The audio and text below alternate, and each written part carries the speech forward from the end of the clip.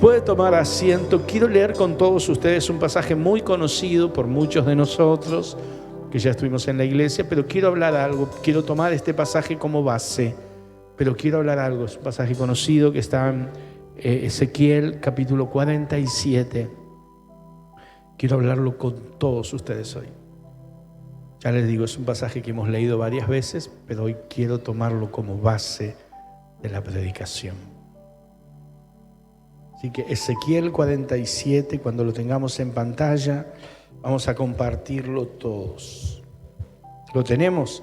Vamos juntos a leerlo. ¿Puede ser? Lo que lo tiene en su Biblia, lo que está en pantalla, dice así. Me hizo volver luego, dice el profeta, en la entrada de la casa, y aquí que aguas salían de debajo del umbral de la casa hacia el oriente. Porque la fachada de la casa estaba al oriente y las aguas descendían de debajo hacia el lado derecho de la casa, al sur del altar. Y me sacó por el camino de la puerta del norte y me hizo dar la vuelta por el camino exterior, fuera de la puerta, al camino de la que mira al oriente. Y vi que las aguas salían del lado derecho. Y salió el varón hacia el oriente llevando un cordel en su mano y midió 1000 codos y me hizo pasar por las aguas hasta los tobillos. Midió otros 1000 y me hizo pasar por las aguas hasta las rodillas.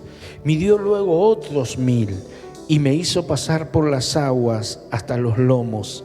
Midió otros 1000 y era ya un río que yo no podía pasar, porque las aguas habían crecido de manera que el río no se podía pasar sino a nado. Y me dijo, ¿has visto, hijo de hombre? Después me llevó y me hizo volver por la ribera del río, y volviendo yo vi que en la ribera del río había muchísimos árboles a uno y a otro lado. Y me dijo, estas aguas salen a la región del oriente y descenderán al Arabá, y entrando en el mar y entradas en el mar, recibirán sanidad las aguas, y toda alma viviente que nadare por donde quiera que entrar en estos dos ríos vivirá. Y habrá muchísimos peces por haber entrado allá a estas aguas, y recibirán sanidad, y vivirá todo lo que entrare en este río. Y junto a él estarán los pescadores, y desde En-Gadí hasta En-Englaim será su tenderero de redes, y por sus especies serán los peces tan numerosos como los peces del mar grande. Sus pantanos y sus lagunas no se sanearán, quedarán para salinas, y junto al río, en la ribera, a uno y otro lado, crecerá toda clase de árboles frutales. Sus hojas nunca caerán, ni faltará su fruto, y a su tiempo madurará, porque sus aguas salen del santuario, y su hoja será para comer, y su fruto, será para comer, y su hoja para medicina. Amén. Quiero hablarles un poquito, y tomé este pasaje porque hay una ilustración. Quiero comenzar con algunas cosas que creo la mayoría ya conoce, que es el significado de este río. La palabra de Dios, cuando habla de este río, le da un significado espiritual. En el Salmo 46, versículo 4, dice, hay un río que alegra la ciudad de Dios. Ahora, Jerusalén no tiene ríos. Entonces Dios dice, hay un río que alegra la ciudad de Dios. Pero Jerusalén era una ciudad sin río. Por tanto, no creo que Dios tenga alguna equivocación geográfica, sino que simplemente Dios no está hablando de algo natural, sino que está hablando de algo espiritual. Está hablando de un río que no es natural, sino que es espiritual. Y ese río, entre las cosas que suceden, alegra la ciudad de Dios. Ahora, ese río que alegra la ciudad de Dios, que dice el Salmo 46, ese río que habla de Ezequiel aquí en el capítulo 47, es el mismo río del que habló Jesús cuando dijo: a todos los sedientos, el que tenga sed, venga a mí y beba, y de su interior correrán ríos de agua viva.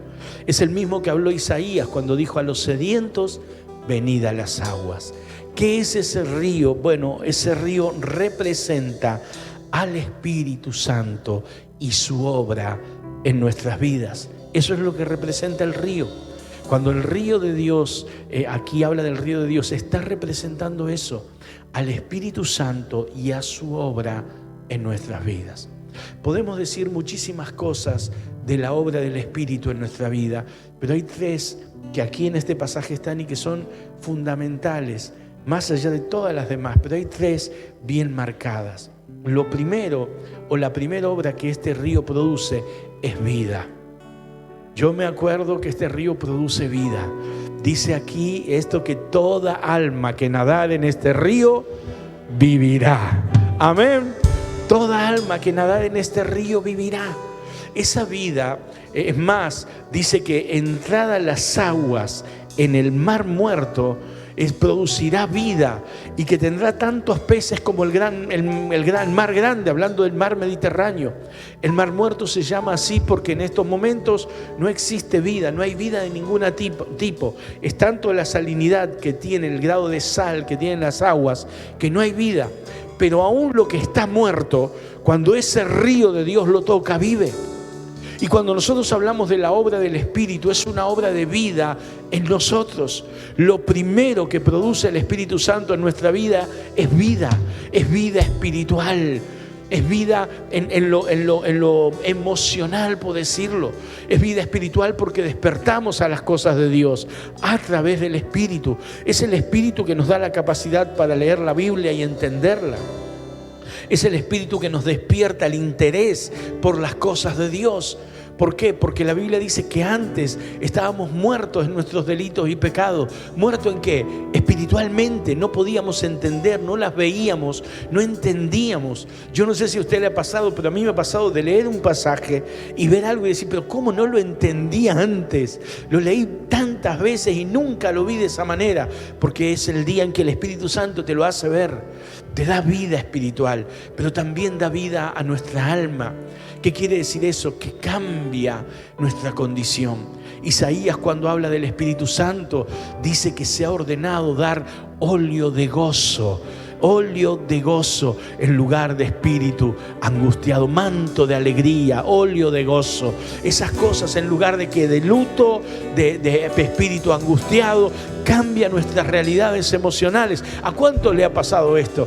Que estando en la presencia de Dios o viniendo, Dios se lleva la tristeza o el desánimo y te renueva, te da vida. Pero no solamente la vida se limita a nosotros, se limita a nuestras realidades.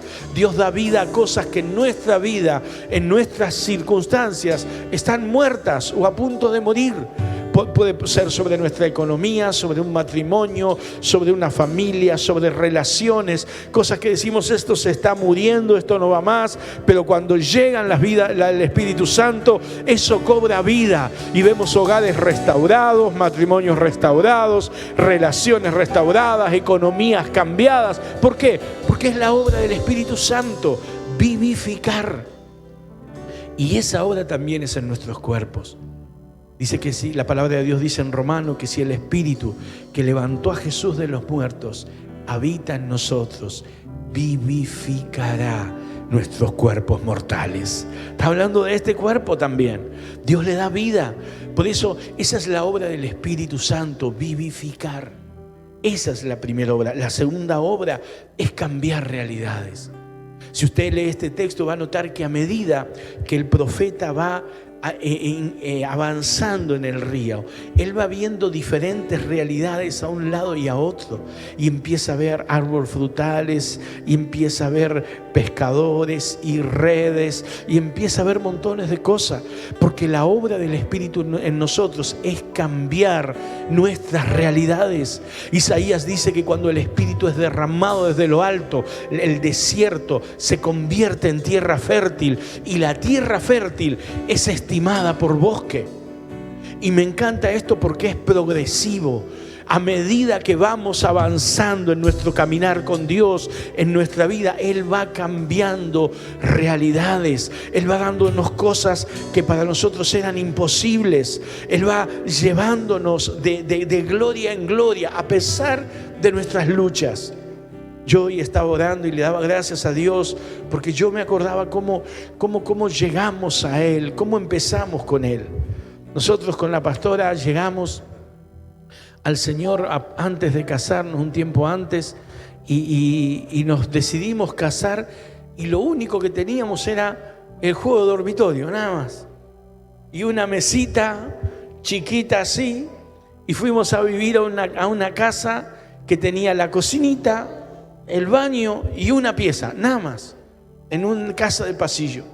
Y la cocina era tan chiquita que nosotros teníamos una mesa de este tamaño, así, plegable.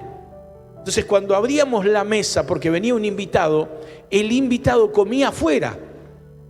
O sea, teníamos que abrirla sobre la puerta y se sentaba afuera. O sea que si llovía, chau invitado. Y desde allí, en el caminar con Dios, Dios nos empezó a bendecir. Y Él va añadiendo, porque una de las obras del Espíritu Santo es prosperarte, es bendecirte. ¿Hasta qué? Hasta llevarte a la vida abundante que Jesús prometió. Jesús dijo: yo he venido para que tengan vida y para que la tengan en abundancia. Y eso es lo que Dios hace en nuestro caminar con Él. Cuando nosotros caminamos con Él, Él nos va llevando. Esa es la obra del Espíritu en nosotros. Cuando el río de Dios entra a un hogar, lo prospera.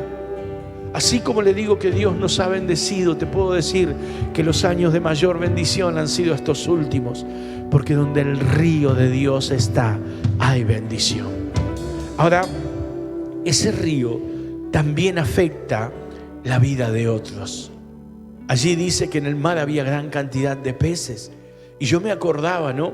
Cuando alguien está caminando en el río de Dios, está experimentando el río de Dios, empieza a experimentar una vida distinta. Yo me vuelvo atrás un segundo, pero me acuerdo de Colombia, el gozo que empezamos a sentir en ese río, cuando empezamos a relacionarnos, la bendición que Dios ha traído en estos años, pero también ese río afecta la vida de otros. Cuando nosotros empezamos a buscar, a experimentar el río de Dios, empezó la familia también, y empezó la iglesia también, y seguramente en sus casas también. Y eso me hace acordar, por ejemplo, a la mujer samaritana, cuando se encuentra con Jesús, y Jesús le dice: si bebes de ese agua vas a volver a tener sed, pero si conocieres el don de Dios, yo te lo estoy parafraseando, y me pides a mí de beber, yo te daría agua y serías una fuente que salte para vida eterna. Y ella le dice: Señor, dame de esas aguas, yo las quiero beber. ¿Y cómo termina la historia? Ella se va a su pueblo y trae casi toda la ciudad a Jesús. Afectó todo el lugar donde vivía, o gran parte. ¿Por qué? Porque ese río afecta a otros. Y cuando empezás a caminar en el río de Dios, tus familiares, tus amigos van a empezar a llegar a la iglesia. ¿Cuántos de los que están aquí llegaron por primera vez? Y después vino uno, y vino el otro, y vino el otro, y apareció el otro, y toda la familia va a aparecer, porque el deseo de Dios es eso. Ahora, todo eso se logra cuando nosotros decidimos sumergirnos, meternos, experimentar ese río de Dios. ¿Y quiénes son los que experimentan ese río? Pastor, ¿por qué usted nos dice esto? Porque yo caminé muchísimos años con Dios, con la pastora. Y sabes, cuando hicimos el congreso, colaboramos para que se haga, no lo hicimos nosotros, pero en Luna Par, yo me acuerdo que al final del evento se acercaron unos chicos de Colombia con un celular y nos preguntaron filmándonos y nos dijeron: pastor, ¿qué diferencia vio desde que usted llegó al avivamiento en adelante? ¿Qué diferencia vio con el tiempo anterior? Y yo les dije a ellos, estábamos con la pastora y le dijimos: por años nuestra iglesia fue como el estanque de Betesda. De tanto en tanto se movían las aguas. De tanto en tanto un invitado, de tanto en tanto una reunión que salió buena o especial, algo que pasaba, había un movimiento de las aguas y una bendición. Pero el resto era rutinario, el resto era lo de siempre. Entonces yo le dije: pero cuando conocimos al Espíritu Santo, Dios trajo un río a la iglesia. Y hoy todas las reuniones usted viene y siente su presencia, experimenta algo con Él. ¿Por qué? Porque el propósito de Dios es el río. Cuando yo escuché al pastor Ricardo este evento decir lo mismo, yo dije: Señor, eso es para nosotros, para recordarnos de dónde vinimos y hacia dónde tenemos que ir, de dónde Dios nos trajo y hacia dónde Él nos quiere llevar. Recordarnos, porque por muchos años creyendo en Dios y queriendo hacer las cosas bien y buscándolo, era como el estanque de Betesda, pero Dios quiere que eso sea un río. Entonces mi pregunta es: ¿quiénes son los que experimentan ese río? ¿Cómo hago yo para nadar en esas aguas del Espíritu? ¿Cómo hago yo para meterme en ese río espiritual del que la Biblia habla y tiene tantos beneficios? Yo no me voy a explayar mucho, pero quiero hablarte de dos cosas que son fundamentales para nadar en esos ríos. ¿Y por qué usted me dice: pastor, son fundamentales? Porque esos ríos hoy están disponibles para todos nosotros. Jesús fue claro y dijo: si alguno tiene sed, venga a mí y beba. Y al que cree, o sea, es para todos. Dios lo abrió para todo el mundo que cree. Entonces, ¿cómo hago? Lo primero que yo entiendo y que necesito entender para nadar en ese río es que quienes nadan son los que van a las aguas. Solo experimentan el río los que van a las aguas. Yo tengo en mi Biblia, ya está viejita, la quiero cambiar, pero tengo en mi Biblia, en la primera tapa, veo que hay una tapa que dice blanca, que aparece blanca, a veces una hoja, otra que ahí, la introducción, pero yo tengo escritos. Y uno de los escritos que tengo es que dice: para poder beber de las aguas del Espíritu, o beber de las aguas del Espíritu, hace que el río siga fluyendo. Y aunque no es un versículo bíblico, es un recordatorio para mi vida. Beber de las aguas del Espíritu hace que el río siga fluyendo. ¿Quiénes caminan en el río? Los que van a las aguas. Fíjese que el agua sale de debajo del umbral de la casa. No sale de cualquier lado, no sale de una peña, sale de debajo del umbral de la casa, del templo. Yo quiero decirte, iglesia, no vamos a poder vivir o experimentar la plenitud del Espíritu Santo a menos que nos determinemos a tener una vida de congregación, de oración. Yo tengo que entender esto: nadie puede mantener, se los dije algo la semana pasada, la plenitud del Espíritu sin tener una vida de congregación y de oración.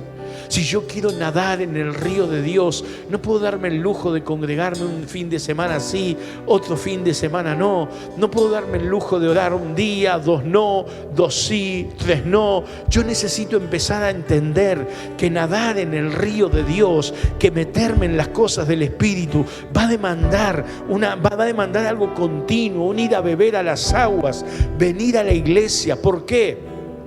Porque la iglesia es el lugar donde el Espíritu Santo se manifiesta, la unción viene, ir al secreto. ¿Por qué? Porque es el lugar donde yo me encuentro con Él. Es necesario tener una vida así para nadar en esos ríos. Si nuestra vida espiritual no es una vida que intenta beber de las aguas de Dios, vamos a ser como el estanque de Betesda, de tanto en tanto. Pero si yo quiero vivir la plenitud del Espíritu Santo, yo necesito ir a las aguas. La congregación, la oración, la lectura de la palabra hace que el río fluya. La Biblia dice que el que medita en la palabra de Dios es como el árbol junto a corrientes de agua, que da su fruto a su tiempo, su hoja no cae, todo lo que hace prospera. Yo necesito tener una vida de búsqueda. Por eso viajamos a Olavarría prácticamente todos los meses. Por eso viajamos a Colombia. Por eso vamos a un congreso como el de Bariloche. Yo estoy hablando de nosotros ahora, porque necesitamos beber de las aguas. Yo necesito beber de ese río. Por eso buscamos en oración. Y la pastora hoy decía sedientos. ¿Sabes? Buscar de las aguas del Espíritu es para sedientos. ¿Sabes qué es un sediento? Un sediento es un necesitado. Es alguien que reconoce que tiene necesidad y que va a Dios a suplir esa necesidad. Busca en Dios, porque hay gente que sabe que tiene necesidad, pero busca en cualquier lado, o trata de calmar su necesidad con cosas de este mundo. Pero el que es sediento, ese va a las aguas, y el que va a las aguas es saciado. Eso es lo que Jesús le dijo a la mujer samaritana: si tú me pides a mí de beber, no volverás a tener sed. Yo voy a saciar tu vida. Ese es el sediento, un necesitado, un apasionado, alguien que quiere más del Espíritu. Hay una tendencia humana a conformarnos. Decir a que está a tu lado: puede que te estén hablando ahora. Hay una tendencia humana a conformarnos. Y tenemos viernes, sábado y domingo. Bueno, yo voy el viernes y voy el domingo, o voy el sábado y voy, o lo dejo para después. Mira, tú puedes venir cuando quieras, pero cada día va a haber una unción diferente. Cada día va a haber una administración diferente. Y el sediento es aquel que dice: yo quiero todo, yo lo quiero, porque si hay algo, yo lo quiero. Porque lo que cambió mi vida no fue un programa religioso, fue buscar la unción, es buscarla desesperadamente, en no darte por vencido.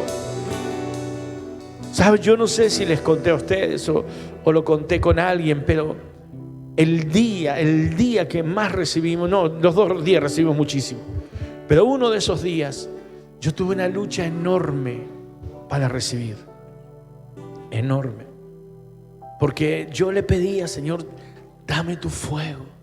Dame tu fuego, yo quiero ese fuego. Yo le decía: yo quiero un bautismo de fuego. Hasta hoy mi oración sigue siendo: porque quiero más.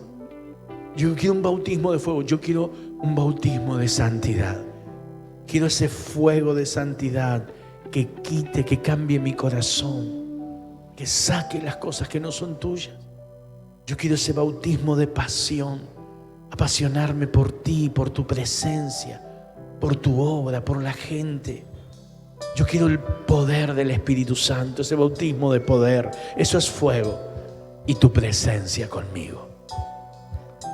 Y sabes que fue una lucha, porque como la pastora decía, ella a su manera, yo a la mía, lloraba y no sentía nada. Y por ahí pasaba gente, yo estaba adelante ahí abajo del púlpito y no sentía nada, pero cerraba mis ojos y oraba. Yo decía: yo quiero. Y cuando pudimos subir y nos oraron y nos caímos, yo ahí sentí la presencia de Dios sobre mi vida. Pero ¿sabe qué? Me dije, wow, fui bendecido.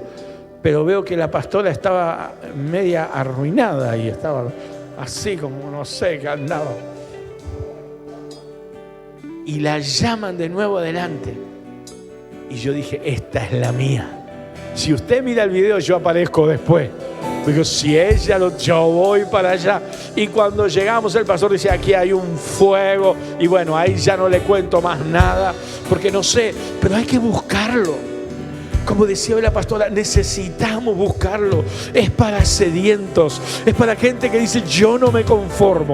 Y si hay más, yo quiero más. Y si está cayendo sobre la vida de otros, yo lo quiero sobre mi vida. Y si Él no lo quiere, yo lo quiero. Pero si Él lo recibe, yo lo quiero también, porque yo quiero más de Él.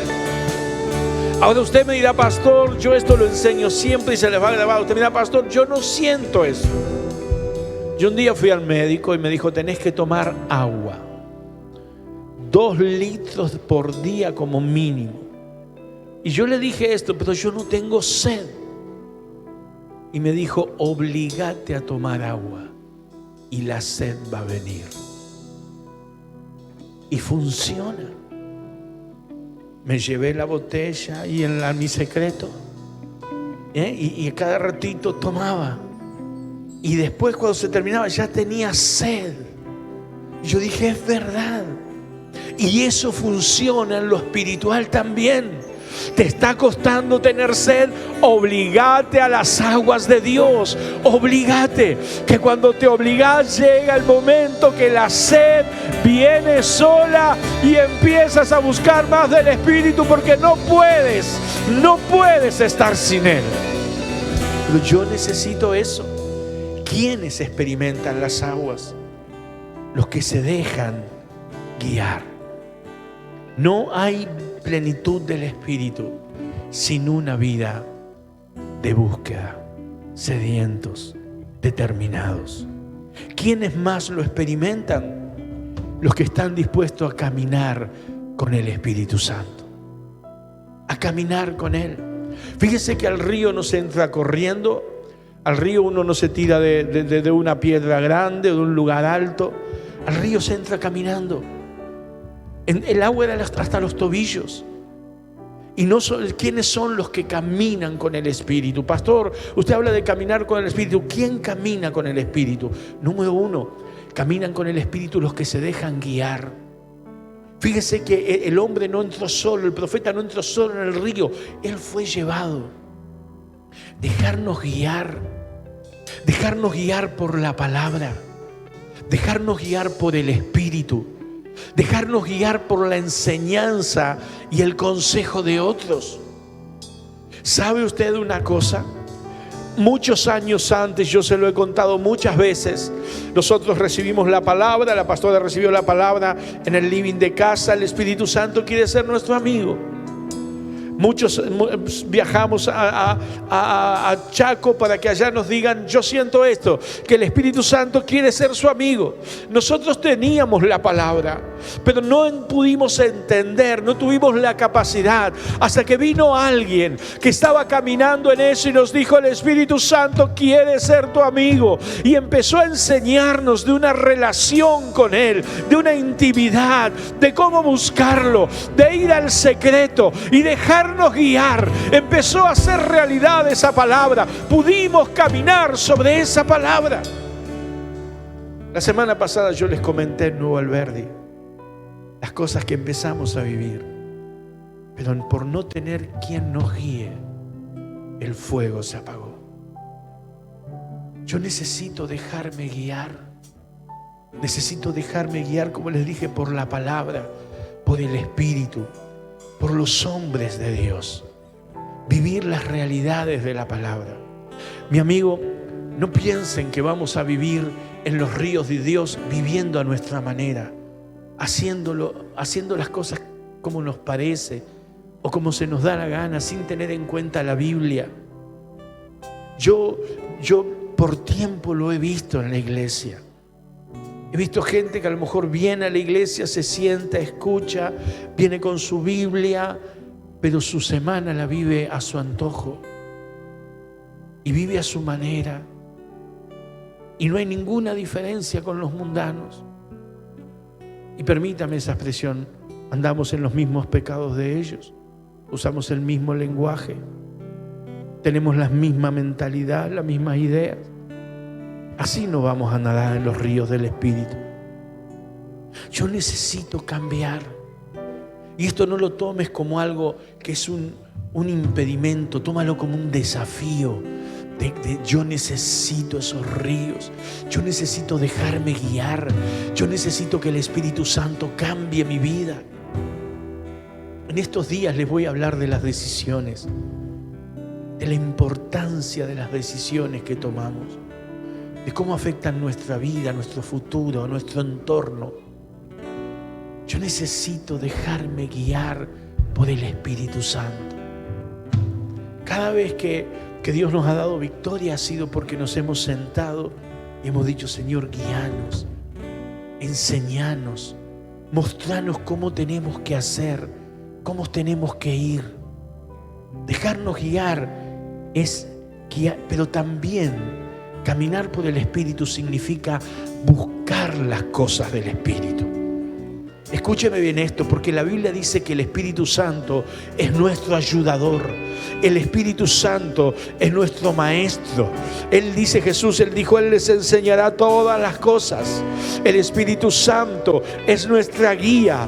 Él es el que nos va a decir, mostrar el camino, como sucedía en el libro de los Hechos. Si yo quiero caminar con el Espíritu, yo tengo que buscar las cosas del Espíritu. Él es el que me trae el gozo del Espíritu. Él es el que quita la tristeza. Él es el que transforma mi vida. Dice la Biblia que delante de su presencia, de gloria en gloria, somos transformados. El corazón no cambia por un estudio bíblico. El corazón no cambia por estar años delante de la iglesia. La mentalidad no cambia porque alguien te enseñe algo. El corazón cambia cuando yo voy a la presencia de Dios y el Espíritu Santo obra en mi vida y en mi corazón. Buscar las cosas del Espíritu, buscar que Él me cambie, me transforme, me guíe, me ayude, me aconseje, me enseñe. Eso hace que yo camine con Él, caminar con Él.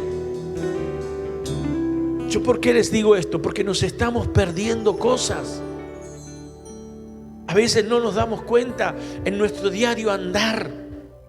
Él quiere ayudarte, quiere enseñarte, guiarte. El Espíritu Santo quiere animarte. A veces estamos desanimados. No sé si le ha pasado a usted, pero estar desanimado y estar todo el día desanimado. ¿Por qué no te paraste unos minutos y fuiste al secreto? Le dijiste, Espíritu Santo, cambia esto. Saca mi desánimo. Lléname de tu presencia. Saca mi tristeza. Dame ese óleo de alegría. Y los que buscan esas cosas del Espíritu son los que caminan con Él. Quizás hoy viene más a, no sé si la palabra sería enseñar que a predicar. Pero pastor, ¿por qué nos habla todo esto? Porque el tema de este día es una decisión de vida. Caminar con el Espíritu no es algo que surge, no es algo que es para algunos, es una decisión de vida para todos, pero es una decisión que yo tengo que tomar. Cuando el pastor estaba diciendo esto la semana pasada, él dijo, la iglesia tiene que tomar una decisión. O va a ser un estanque y de tanto en tanto se va a mover las aguas, o va a edificarse alrededor de un río, del río del Espíritu Santo. Mi amigo, esta iglesia tomó una decisión. Nosotros vimos cosas que no sabíamos. Yo me acuerdo cuando vino Santiago Luque, pero hace, 5 o 6 años antes del avivamiento, más años. Estábamos en el otro templo y estábamos en una reunión gloriosa, se habían movido las aguas. aguas ese día con un invitado, y la pastora estaba sentada y viene Santi y le dice: Dios te está mostrando algo, Él me dijo que te está mostrando algo, que lo digas. Y ella dijo ese día: yo veo un río que sale del altar y que llena con las aguas todo este lugar. No sabíamos lo que estábamos hablando. Y cuando volvimos de Colombia, el primer cartel que pusimos allí adelante: toda alma que nadare en este río vivirá. Eso fue lo primero. Pero yo quiero decirte algo, iglesia. No se trata la decisión solo de una iglesia. El río no es para la iglesia. El río es para tu vida, para mi vida. Es una cuestión personal. Es para mi casa. El río es decirle: Señor, yo tengo una decisión. Yo te voy a buscar. Yo voy por más contigo. Pero yo voy a caminar contigo. Yo voy a permitirte que manejes mi vida, que me ayudes en mis decisiones. Yo quiero que seas mi maestro, mi ayudador, mi guía, mi consolador. Yo quiero que seas todo para mí, Espíritu Santo. Cuando yo tomo esa decisión, mi amigo, prepárate, porque el río de Dios viene con vida. El río de Dios viene con prosperidad. En los próximos meses, acordate, en los próximos meses, Dios va a traer cambios sobre tus realidades. Y no va a ser por tus capacidades ni por tus fuerzas. Va a ser por el río de Dios fluyendo sobre tu vida. Él no quiere que tengas un culto bueno de tanto en tanto. Él no quiere una experiencia de tanto en tanto. Él quiere un fluir continuo, todos los días con Él. Y si tú tienes esa decisión, yo quiero que mi vida sea ese río.